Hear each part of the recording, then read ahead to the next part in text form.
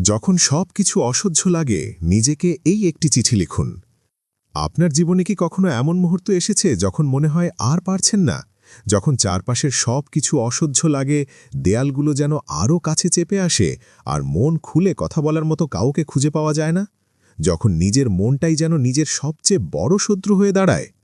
যদি আপনার উত্তর হ্যাঁ হয় তাহলে এই কথাগুলো আপনার জন্যই, কারণ আজ আমি আপনাকে আপনার সবচেয়ে কাছের, সবচেয়ে বিশ্বস্ত বন্ধুটির সাথে নতুন করে পরিচয় করিয়ে দেব। আর সেই বন্ধুটি আর কেউ নন, আপনি নিজেই।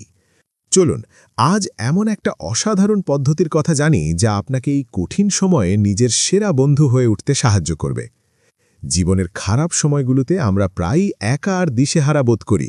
যখন ব্যর্থতা, কষ্ট বা একাকিত্ব আমাদের জাপটে ধরে, তখন আমরা সব কিছুর জন্য নিজেকেই দোষ দিতে শুরু করি।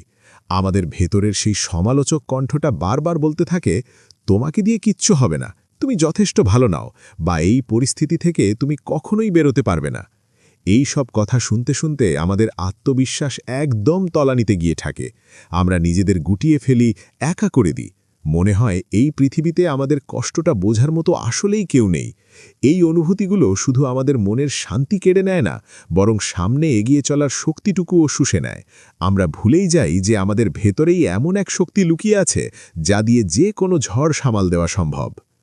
কিন্তু একবার ভাবুন তো, যদি এমন কেউ থাকতো যে আপনাকে কোনো বিচার না করে, কোনো প্রশ্ন না করে আপনার সব কথা শুনবে, যে আপনার কষ্টটা মন থেকে বুঝবে, আপনাকে সাহস দেবে আর মনে করিয়ে দেবে যে আপনি আসলে কতটা শক্তিশালী।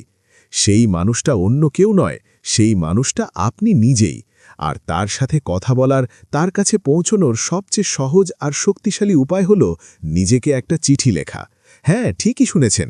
যখন সব কিছু অসহ্য লাগবে তখন নিজের প্রিয় বন্ধু হয়ে নিজেকেই একটা চিঠি লিখুন। শুনতে খুব সাধারণ মনে হলেও এর ক্ষমতা আপনাকে অবাক করে দেবে। এই চিঠিটা লেখার জন্য খুব বেশি কিছুর দরকার নেই, শুধু একটা কাগজ, একটা কলম আর আপনার সাথে কাটানোর মতো কিছুক্ষণ সময়। প্রথম ধাপ, একটা শান্ত জায়গা খুঁজুন। এমন একটা জায়গা বেছে নিন যেখানে অন্তত কিছুক্ষণ কেউ আপনাকে বিরক্ত করবে না। সেটা হতে পারে আপনার ঘরের কোনো কোণ, বারান্দা, ছাদ বা প্রকৃতির কাছাকাছি কোনো প্রিয় জায়গা। দ্বিতীয় ধাপ, নিজেকে সম্বোধন করুন। চিঠিটা শুরু করুন নিজেকে একটু আদর করে, ঠিক যেমন আপনি আপনার সবচেয়ে কাছের বন্ধুকে ডাকেন। লিখতে পারেন প্রিয় আমি, বা নিজের নাম ধরেও ডাকতে পারেন। তৃতীয় ধাপ, মনের সব কথা বলে ফেলুন। কোনো রকম ফিল্টার ছাড়া, কোনো সংকোচ না করে আপনার মনের সব কথা লিখে ফেলুন। আপনার কি কষ্ট হচ্ছে, কিসের ভয় কাজ করছে, কোন বিষয়টা আপনাকে হতাশ করছে, যা মনে আসছে সব লিখে ফেলুন। মনে রাখবেন, এখানে আপনাকে বিচার করার মতো কেউ নেই। এই চিঠিটা শুধু আপনার এবং আপনার জন্য। চতুর্থ ধাপ, নিজের ভালো দিকগুলো মনে করুন। অতীতে কোন কঠিন সময়ে আপনি পার করে এসেছেন সেটা মনে করুন। নিজের ছোট ছোট জয়, আপনার ভেতরের শক্তি আর গুণগুলোর জন্য নিজেকে ধন্যবাদ দিন। কৃতজ্ঞতা আমাদের মনের জোর বাড়ায় আর নিজের ওপর বিশ্বাস ফিরিয়ে আনে। নিজেকে বলুন, আমি তোমার জন্য গর্বিত, কারণ তুমি সেদিনও হাল ছাড়োনি। পঞ্চম ধাপ, নিজেকে ক্ষমা করে দিন। দেখুন, আমরা কেউই নিখুঁত নই, ভুল সবাই করে। আপনার অতীতের কোনো ভুলের জন্য যদি নিজেকে এখনও দোষারোপ করে থাকেন, তবে এই চিঠিতে আজ নিজেকে ক্ষমা করে দিন। লিখুন, যা হবার হয়ে গেছে, আমি তোমাকে ক্ষমা করে দিলাম। নিজের প্রতি এইটুকু সহানুভূতির চর্চা আপনার মানসিক স্বাস্থ্যের জন্য ভীষণ জরুরি। ষষ্ঠ ধাপ, ভবিষ্যতের জন্য আশা দিন। চিঠির শেষে নিজেকে ভবিষ্যতের জন্য আশা আর ভরসা দিন। নিজেকে বলুন যে এই খারাপ সময়টা চিরকাল থাকবে না, এটা ঠিক কেটে যাবে।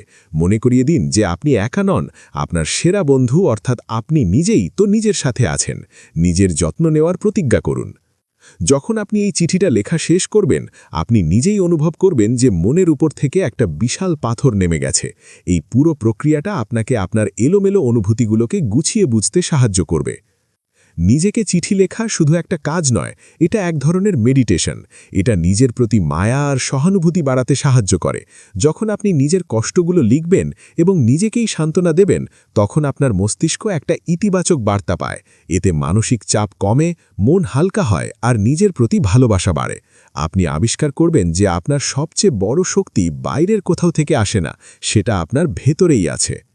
জীবন সব সময় সরল পথে চলবে না, খারাপ সময় আসবেই, কিন্তু পরের বার যখন আপনার অসহ্য লাগবে, যখন নিজেকে খুব একা মনে হবে, তখন এই পদ্ধতিটা ব্যবহার করে দেখুন।